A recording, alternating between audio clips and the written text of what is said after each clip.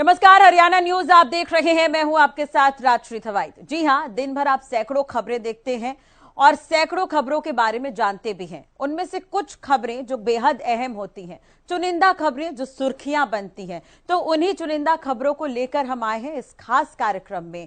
चलिए शुरू करते हैं हमारा खास कार्यक्रम, खबर गरम है।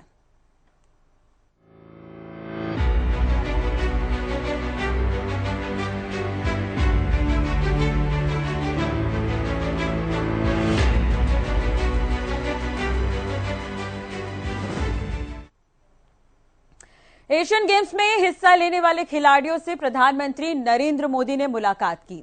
इस दौरान प्रधानमंत्री नरेंद्र मोदी ने अपने संबोधन में कहा कि आज देश की लड़कियां आगे बढ़ रही है, खिलाड़ियों ने भारत का नाम रोशन किया है। देखिए रिपोर्ट। दिल्ली के मेजर ध्यानचंद स्टेडियम में एशियाई खेल 2023 में भाग लेने वाले भारतीय एथलीटों के दल के साथ पीएम मोदी ने संवाद किया। पीएम मोदी ने खिलाड़ियों के बेहतर प्रदर्शन के लिए उन्हें बधाई दी और साथ ही खिलाड़ियों की हौसला अफजाई की। स्क्वैश में हाईएस्ट एवर मेडल, रोविंग में highest ever medal, female boxing में highest ever medal, women cricket में पहली बार गोल्ड मेडल, मेल क्रिकेट में पहली बार gold medal, squash mix doubles में पहली बार गोल्ड मेडल। आप लोगों ने गोल्ड मेडल्स की जड़ी लगा दी। इस मौके पर खिलाड़ियों को संबोधित करते हुए पीएम मोदी ने कहा कि विदेशी धरती पर आपने भारत का परचम लहराया। इस बार के एशियन गेम्स में भारतीय एथलीटों ने सर्वश्रेष्ठ प्रदर्शन किया और कुल 107 मेडल पहली बार जीते। भारतीय खिलाड़ियों ने 28 स्वर्ण, 38 रजत और 41 कांस्य पदक जीते।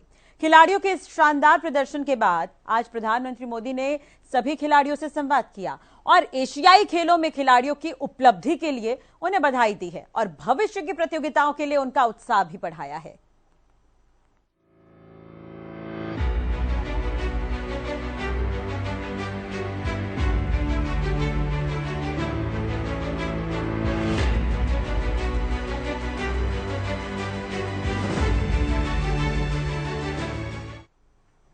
इजरायल के हालात बहुत बेहतर नहीं हैं। प्रधानमंत्री नरेंद्र मोदी इसे लेकर पहले भी चिंता जाहिर कर चुके हैं। आपको बता दें कि प्रधानमंत्री नरेंद्र मोदी ने इजरायल के प्रधानमंत्री बेंजामिन नेतन्याहू से फोन पर बातचीत की है और इस दौरान उन्होंने कहा है कि इस दुख की घड़ी में, इस संकट में हम उनके साथ हैं।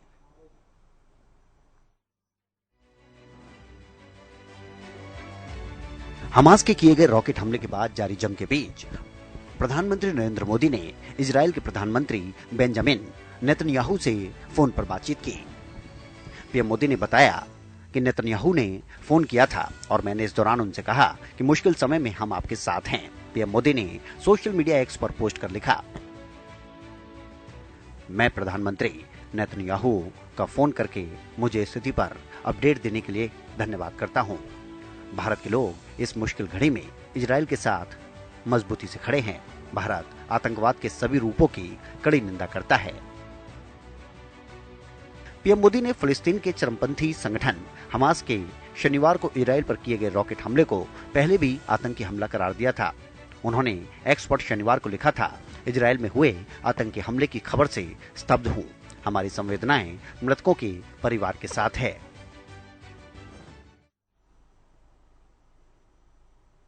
अभी ताजा हालात की बात करें तो इजरायल ने गाजा स्ट्रिप पर एयर स्ट्राइक बढ़ा दी है। गाजा में स्वास्थ्य मंत्रालय ने कहा कि इजरायल हमलों में 680 से ज्यादा लोग मारे गए हैं और 3700 से ज्यादा लोग घायल हुए हैं। वहीं एक रिपोर्ट के मुताबिक इजरायल में 900 से ज्यादा लोगों की जान चली गई है, यानी कि हालात अभी भी यहां पर चिंताजनक है। फिलिस्तीनियों की भी मौत हुई है। इजरायल की तरफ से यह कहा गया है कि हमास के कई आतंकी मारे गए हैं।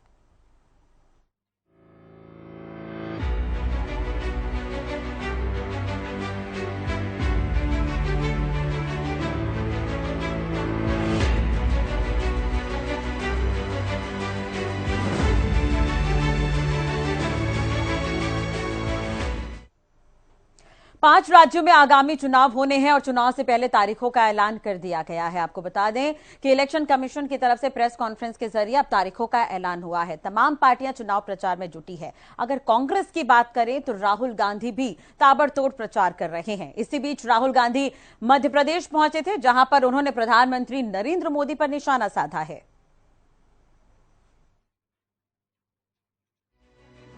मध्य प्रदेश में चुनाव की घोषणा हो चुकी है। इसी क्रम में चुनाव प्रचार करने के लिए मध्य प्रदेश के शहडोल पहुंचे राहुल गांधी ने जन आक्रोश रैली को संबोधित किया। इस दौरान उन्होंने कहा कि जिसकी जितनी हिस्सेदारी हो उसको उतनी ही भागीदारी मिलनी चाहिए। पीएम मोदी आदिवासियों की बात करते हैं, लेकिन वो उनका दिल से सम्मान नहीं करते हैं। अगर वो ऐसा करते तो जातिगत जनगणना जरूर करवाते। आपके भविष्य के लिए बहुत जरूरी बात देखिए, हिंदुस्तान की सरकार को 90 अफसर चलाते हैं, कैबिनेट सेक्रेटरी चलाते हैं और secretary to the government of India चलाते हैं। हिंदुस्तान सरकार का कोई भी निर्णय हो, छोटे से छोटा निर्णय, बड़े से बड़ा निर्णय, मनरेगा कैसे बनेगा, आदिवासी बिल कैसे बनेगा, डिफेंस का पैसा कैसे खर्च किया जाएगा, ये सारे के सारे निर्णय अंत में ये 90 अफसर साइन करके निर्णय लेते हैं। भाइयों और बहनों, बीजेपी के एमएलए और एमपी नहीं लेते हैं।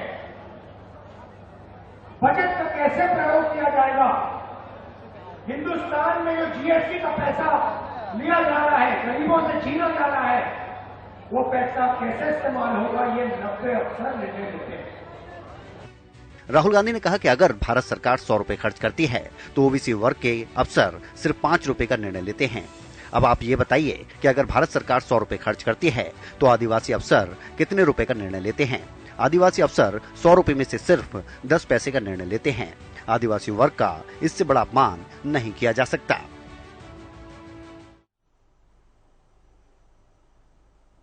राहुल गांधी ने शहडोल की चुनावी रैली के दौरान जातीय सर्वे कराने का वादा किया। उन्होंने कहा कि हम मोदी जी पर इतना दबाव डाल देंगे कि उनको जातीय जनगणना करानी ही पड़ेगी। बीजेपी वाले इससे बच नहीं सकते। जातीय सर्वे समाज के एक्सरे की तरह है, इससे पता चलेगा कि कौन कितना पिछड़ा है और कितनी मुसीबत में है। ये तमाम बातें राहुल गांधी ने कही।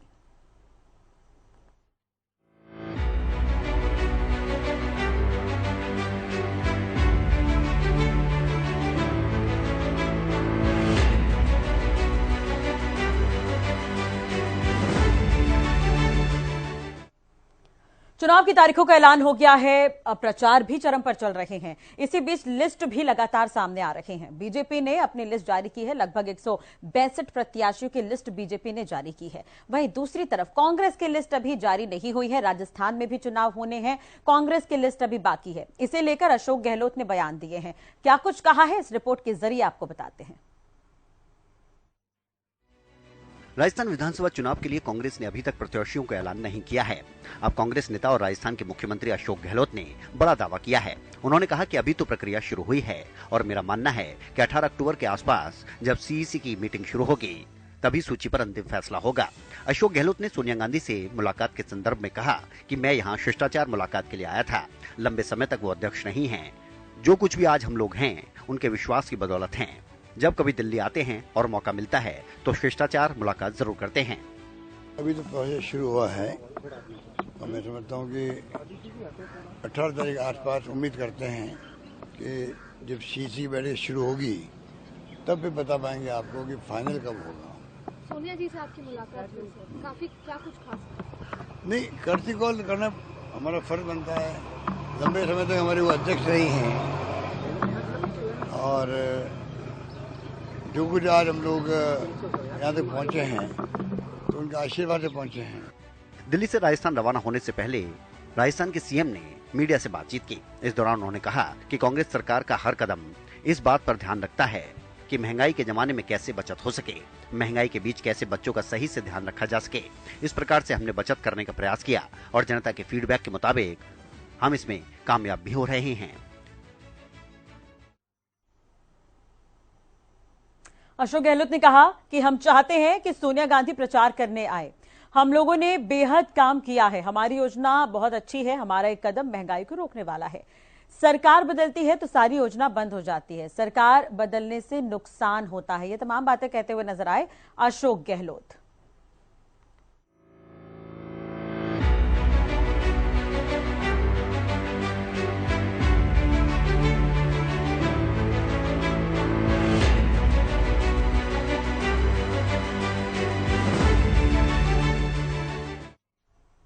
दिल्ली शराब मामला लगातार तूल पकड़ता जा रहा है। आपको बता दें कि आम आदमी पार्टी सांसद संजय सिंह 4 अक्टूबर को गिरफ्तार हुए थे और उसे ईडी ने गिरफ्तार किया था। अब उनकी जो रिमांड है वो 13 अक्टूबर तक के लिए बढ़ा दी गई है। देखिए रिपोर्ट। दिल्ली शराब नीति मामले में गिरफ्तार आम आदमी पार्टी के राज्यसभा सांसद संजय सिंह की ईडी रिमांड कोर्ट ने 13 अक्टूबर तक बढ़ा दी है। संजय सिंह को मनी लॉन्ड्रिंग केस में ईडी ने 4 अक्टूबर को गिरफ्तार किया था। इसके बाद उन्हें 5 दिन की रिमांड पर भेजा गया था। रिमांड खत्म होने पर ईडी ने मंगलवार को कोर्ट में उन्हें पेश किया, जहां अदालत ने उनकी हिरासत को बढ़ा दिया। सुनवाई के दौरान संजय सिंह ने कहा कि मुझसे रात के 10:30 बजे कहा गया कि आपको बाहर ले जाया जा रहा है। पूछने पर बताया गया कि तुगलक रोड थाने ले जा रहे हैं। मैंने फिर सवाल किया, क्या जज की इजाजत ली है? मेरे अड़ने पर उन्होंने कहा कि मुझे लिख कर दीजिए। मैंने लिख कर दिया। दूसरे दिन भी यही हुआ। इसका मतलब है कि इनका दूसरा एजेंडा है। मेरे साथ बच्चों का खेल खेल रहे हैं। मैं उनकी यातना का पैमाना चेक करना चाहता हूं। मैं चाहता हूं कि प्रधानमंत्री अपनी यातना दें जितना दे सकते हैं। जितने बेईमान हैं, देश के लाखों करोड़ लूटने वाले सब मोदी के साथ हैं। जो ईमानदार हैं, जो उनके खिलाफ हैं, उनके खिलाफ कार्रवाई हो रही है। मोदी मेरे साथ बच्चों का खेल खेल रहे हैं। मैं उनकी यातना का पैमाना चेक करना चाहता हूं। मैं चाहता हूं कि प्रधानमंत्री अपनी यातना दें जितना दे सकते हैं। जितने बेईमान हैं, देश के लाखों करोड़ लूटने वाले सब मोदी के साथ हैं। जो ईमानदार हैं, जो उनके खिलाफ हैं, उनके खिलाफ कार्रवाई हो रही है। संजय सिंह ने कहा कि अब जज साहब इनसे पूछिए, किस ऊपर वाले के कहने पर मुझे ऊपर भेजने की तैयारी थी, ये इनसे पूछिए। मेरा सिर्फ इतना अनुरोध है कि जहां भी ले जाना है जज साहब को बता दीजिए। इस दौरान सिंह ने उनके परिवार से और वकील से 10 मिनट मिलने की इजाजत कोर्ट से मांगी थी, जिसे कोर्ट ने मंजूरी दी। सुनवाई के दौरान ईडी ने संजय सिंह की 5 दिनों की रिमांड मांगी और कहा कि सवालों का ठीक से जवाब नहीं दे रहे हैं। उनसे फोन के डेटा के बारे में पूछा गया तो उसका भी उन्होंने कोई संतोषजनक जवाब नहीं दिया है।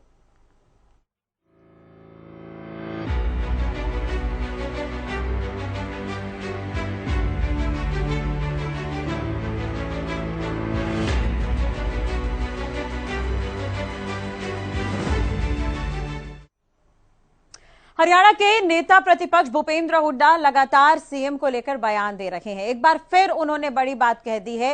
हुड्डा ने यह बयान दिया है कि अगर हरियाणा प्रदेश में कांग्रेस की सरकार आती है तो 4 डिप्टी सीएम बनेंगे। देखिए रिपोर्ट। हरियाणा में इन दिनों कौन बनेगा सीएम और कौन बनेगा डिप्टी सीएम पर बयानबाजी बड़ी तेजी से हो रही है। खासतौर पर जब से नेता प्रतिपक्ष और पूर्व मुख्यमंत्री भूपेंद्र हुड्डा ने यह कहा कि सरकार बनी तो ब्राह्मण उप मुख्यमंत्री बनाएंगे, तो राजनीति गरमाई हुई है। एक तरफ जहां बीजेपी के तमाम नेता भूपेंद्र हुड्डा को निशाने पर लिए हुए हैं, तो वहीं नेता प्रतिपक्ष ने एक बार फिर अपने पुराने बयान को दोहराते हुए कहा कि 2019 के चुनाव से पहले पार्टी ने फैसला लिया था कि हम 4 डिप्टी सीएम बनाएंगे, ब्राह्मण, बैकवर्ड और अलग अलग वर्ग से। आज नहीं कहा हमने कहा 2019 के चुनाव से पहले पार्टी ने फैसला किया था। चुनाव से पहले जब चुनाव में हमने ये था कि हम 4 डिप्टी चीफ, एक ब्राह्मण समाज का भी होगा, एक दलित समाज का होगा, बैकवर्ड कास्ट से होगा। इस तरह प्रकार से हमने वही आज बात दोहराई है, उस पर हम कायम। 24 में कैसे होगा सर? कितने? 24 में भी यही, एक ब्राह्मण 4 डिप्टी चीफ मिनिस्टर। जो 19 में था, जो ऑलरेडी पार्टी की पॉलिसी बनी हुई है, जो ऐलान किया हुआ 19 में, वो उसमें कायम है। ठीक, सरकार नहीं। आपको बता दें कि चाहे मुख्यमंत्री मनोहर लाल हों या अन्य बीजेपी के शीर्ष नेता, हुड्डा के इस बयान के बाद कांग्रेस पर लगातार हमलावर हैं और कांग्रेस पर जात पात की राजनीति को बढ़ावा देने के आरोप लगा रहे हैं। खबर गर्म है क्योंकि हरियाणा में राजनीति भी गर्म है। दरअसल जात पात की ये राजनीति तब से गरमाई हुई है जब से बिहार में जातिगत जनगणना के आंकड़े सामने आए। इसके बाद एक तरफ केंद्र में कांग्रेस जातिगत जनगणना पर खुलकर बोल रही है, तो वहीं हरियाणा में हुड्डा की तरफ से पहले यह बयान दिया गया कि ब्राह्मण समाज का डिप्टी सीएम बनाएंगे, और अब यह बयान दिया गया कि कांग्रेस ने 2019 में ही यह फैसला लिया था कि 4 उप मुख्यमंत्री बनाएंगे।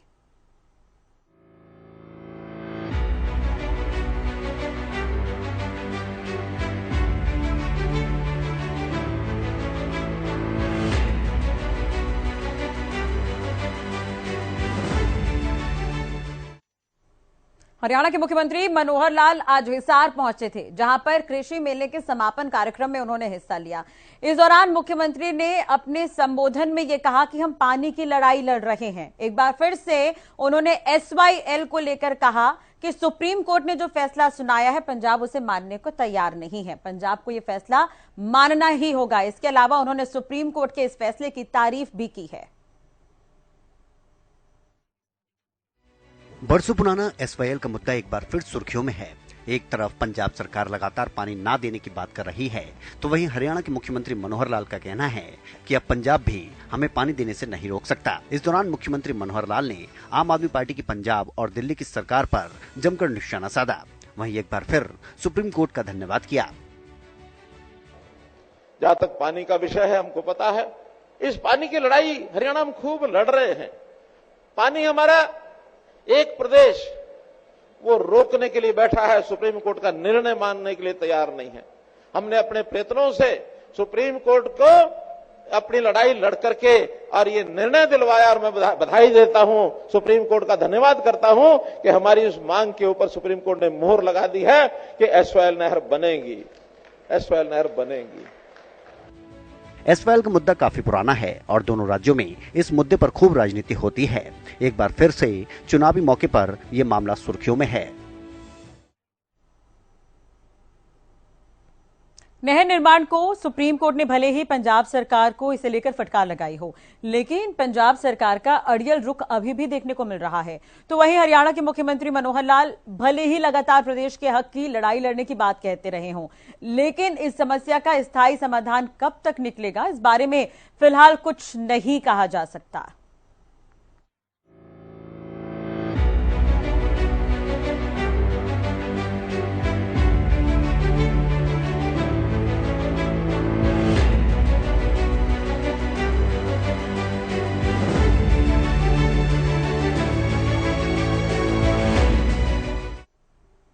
पेट्रोल पंप में अक्सर कई तरह की घटनाएं देखने को मिलती है। चोरी की घटनाएं भी सामने आती है, मारपीट की घटनाएं भी सामने आती है। इसी बीच पलवल की तस्वीरें हम आपको दिखाएंगे इस रिपोर्ट के जरिए, जहां पर सरेआम यहां पर लूट की गई है। देखिए रिपोर्ट। पलवल में नेशनल हाईवे पर स्थित भारत पेट्रोलियम के एक पेट्रोल पंप पर सरेआम लूट का मामला सामने आया। लूट का CCTV फुटेज भी सामने आया है।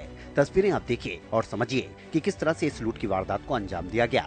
पेट्रोल पंप पर एक गाड़ी पहुंची। यहाँ पेट्रोल पंप कर्मचारी ने मशीन से गाड़ी की टंकी में नोजल लगाया और पेट्रोल डाला। गाड़ी की टंकी लगभग फुल हो चुकी थी। अभी पंप कर्मचारी ने गाड़ी की टंकी से नोजल निकाला भी नहीं। इससे पहले ही कार में सवार ड्राइवर ने गाड़ी को दौड़ा दिया। इसी वजह से न सिर्फ नोजल टूट गया, बल्कि पंप कर्मचारी के पास खड़े एक ग्राहक को भी चोट लग गई और पंप कर्मचारी भी मामूली तौर पर घायल हो गया।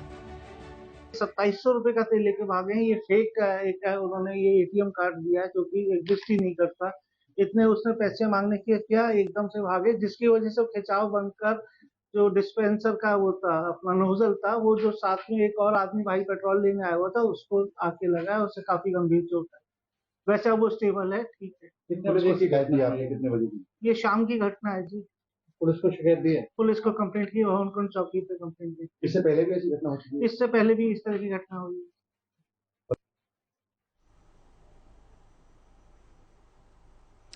तो देखा आपने किस तरह से इस लूट की वारदात को अंजाम दिया गया। हालांकि बाद में पेट्रोल पंप कर्मचारियों ने घायल को इलाज के लिए अस्पताल में भर्ती करवाया। तो वहीं CCTV फुटेज के आधार पर पुलिस भी आरोपियों की तलाश में जुट गई है। चलिए अब बात कर लेते हैं इसी बीच एक बड़ी और अहम खबर की। तो पंचकुला से बड़ी खबर है, जहां पर फायरिंग की घटना हुई है। 3 व्यापारियों पर ताबड़तोड़ फायरिंग यहां पर हुई है पंचकुला में। पंजाब हरियाणा बॉर्डर पर यहां पर गोलीबारी हुई है। एक मार्केट के पास गोलीबारी हुई है ऐसा बताया जा रहा है। 2 व्यापारियों को गोली भी लगी है। तो घायलों को सेक्टर 6 के अस्पताल में भर्ती करवाया गया है और आसपास के इलाकों में डर का माहौल देखा जा रहा है। 13 लाख की लूट को अंजाम देने आए थे नकाबपोश बदमाश। तो 10 से ज्यादा बदमाश जो है वो नजर आए सीसीटीवी फुटेज में। तो फायरिंग के बाद बॉर्डर एरिया में सनसनी, लोगों में डर का माहौल है। 3 व्यापारियों पर ताबड़तोड़ फायरिंग हुई है पंचकुला में। तो ये बड़ी और अहम खबर हम आपको बता रहे हैं। जैसे ही ये फायरिंग हुई उसके बाद लोगों में डर है, कहीं ना कहीं 2 व्यापारियों को गोली लगी है, एक के पेट में चाकू भी मारा गया है और 10 के लगभग बदमाश यहां पर पहुंचे हुए थे जो सीसीटीवी फुटेज में नजर आ रहे हैं। फिलहाल घायलों को सेक्टर 6 अस्पताल में भर्ती करवाया गया है। तो लूट की वारदात को अंजाम देने के लिए ये लोग पहुंचे थे और सीसीटीवी फुटेज हम आपको दिखा रहे हैं टीवी स्क्रीन पर। फायरिंग के बाद बॉर्डर एरिया में सनसनी है, लोगों में डर का माहौल है। पंचकुला का ये पूरा मामला है जहां पर 3 व्यापारियों पर ताबड़तोड़ फायरिंग यहां पर हुई है। पंजाब हरियाणा बॉर्डर पर एक मार्केट में ये गोलीबारी हुई है ऐसा बताया जा रहा है। 2 व्यापारियों को गोली लगी है और एक को पेट में चाकू भी मारा गया है। 10 के लगभग यहां पर लोग पहुंचे हुए थे, नकाब पहना हुआ था इन्होंने और इस वारदात को अंजाम देने के बाद वहां से फरार हो गए, जिसका सीसीटीवी फुटेज भी सामने आया है। लाखों की लूट के मकसद से यहां पर ये लोग पहुंचे हुए थे, बाइक में सवार होकर, नकाब पहने हुए। फिलहाल पुलिस इस पूरे मामले पर जांच कर रही है।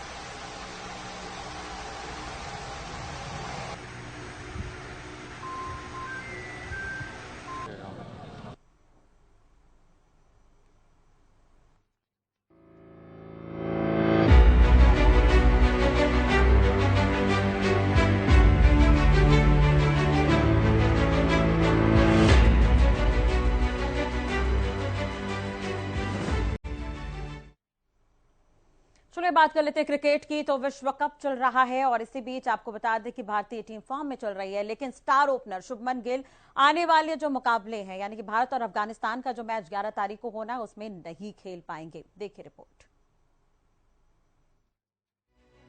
आईसीसी वनडे वर्ल्ड कप 2023 के बीच भारतीय क्रिकेट टीम के लिए एक बुरी खबर सामने आई। डेंगू से जूझ रहे स्टार ओपनर शुभमन गिल अब अफगानिस्तान के खिलाफ दूसरा मैच भी नहीं खेल पाएंगे। ये जानकारी भारतीय क्रिकेट कंट्रोल बोर्ड की तरफ से दी गई। आपको बता दें कि वर्ल्ड कप में भारतीय टीम ने अपना पहला मैच 8 अक्टूबर को ऑस्ट्रेलिया के खिलाफ खेला था। इस मैच में टीम ने 6 विकेट से जीत दर्ज की थी। चेन्नई में हुए इस मुकाबले में भी शुभमन गिल नहीं खेले थे। अब भारतीय टीम को अपना दूसरा मैच बुधवार को दिल्ली में अफगानिस्तान के खिलाफ खेलना है। बीसीसीआई ने शुभमन गिल का हेल्थ अपडेट जारी करते हुए कहा कि वो अब भी चेन्नई में मेडिकल टीम की निगरानी में हैं। गिल टीम के साथ दिल्ली नहीं पहुंचे हैं, ऐसे में वो अफगानिस्तान के खिलाफ मुकाबला नहीं खेल पाएंगे। हालांकि इसके बाद भारतीय टीम को अपना तीसरा मैच पाकिस्तान के खिलाफ 14 अक्टूबर को अहमदाबाद में खेलना है। उसको लेकर बीसीसीआई ने कोई जानकारी नहीं दी है, मगर गिल के इस तीसरे मैच में खेलने की उम्मीदें भी बेहद कम नजर आ रही हैं। बीसीसीआई ने बताया कि शुभमन गिल अभी रिकवर कर रहे हैं। बोर्ड ने कहा कि भारतीय टीम के स्टार बल्लेबाज शुभमन गिल टीम के साथ दिल्ली नहीं पहुंचे। ओपनिंग बल्लेबाज ने वर्ल्ड कप 2023 में भारतीय टीम के लिए चेन्नई में पहला मैच भी नहीं खेला था। अब दिल्ली में होने वाले दूसरे मैच की बात करें तो वहां भी वो अफगानिस्तान के खिलाफ खेलते नजर नहीं आएंगे। शुभमन गिल चेन्नई में ही रुके हैं और मेडिकल टीम की निगरानी में हैं। आपको बता दें कि 6 अक्टूबर को ही ये जानकारी सामने आई थी कि शुभमन गिल का डेंगू टेस्ट पॉजिटिव पाया गया है। ऐसे में 9 अक्टूबर को पहले मुकाबले में वो नहीं खेल सके थे। ऑस्ट्रेलिया के खिलाफ इस मैच में गिल की जगह ईशान किशन को मैच में उतारा गया था। ओपनिंग करते हुए ईशान खाता भी नहीं खोल सके थे। अब अफगानिस्तान के खिलाफ भी ईशान को ही मौका दिया जा सकता है।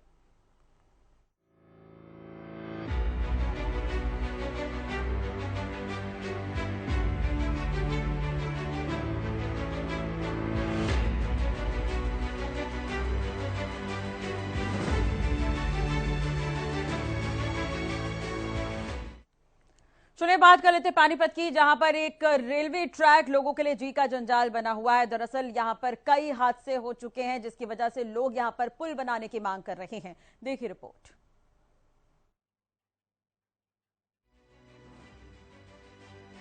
ये रेलवे ट्रैक पानीपत के नोहरा गांव के नजदीक बना है।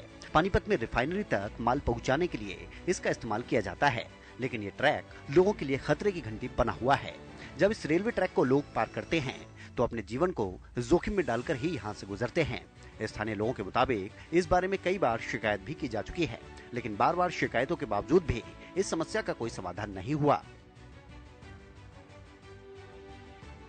तो आज पानीपत से पहली दफा इधर को आए हैं और मैंने देखतों के साथ बोला कि यहाँ कोई फाटक पे कुछ है नहीं। मैंने कहा ये तो बहुत ही गलत बात है।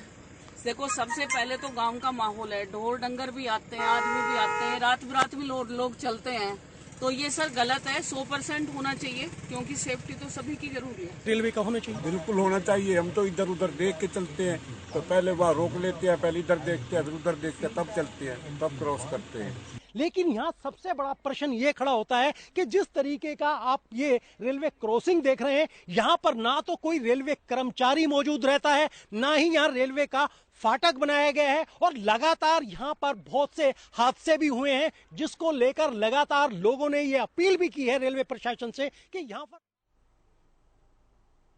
आमतौर पर ऐसी क्रॉसिंग जहां कहीं भी होती है वहां पर फाटक जरूर लगा होता है ताकि जब रेल आए तो बाकी आवागमन को रोका जा सके, लेकिन यहां ऐसा कोई अवरोधक नहीं है। मौके पर रेलवे प्रशासन की तरफ से ना तो किसी कर्मचारी को तैनात किया गया है और ना ही यहां फाटक लगाया गया है। ना जाने रेलवे विभाग को किस अनहोनी का इंतजार है। हरियाणा न्यूज पर खबर दिखाने के बाद अब देखने वाली बात होगी कि कब तक इस पर एक्शन लिया जाता है।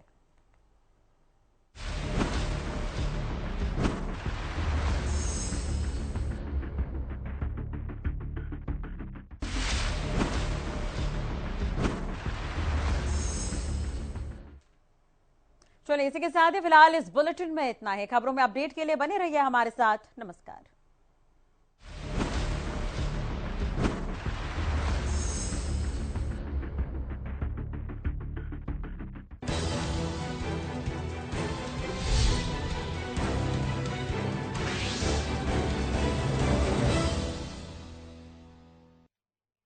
MDH किचन किंग मसाले को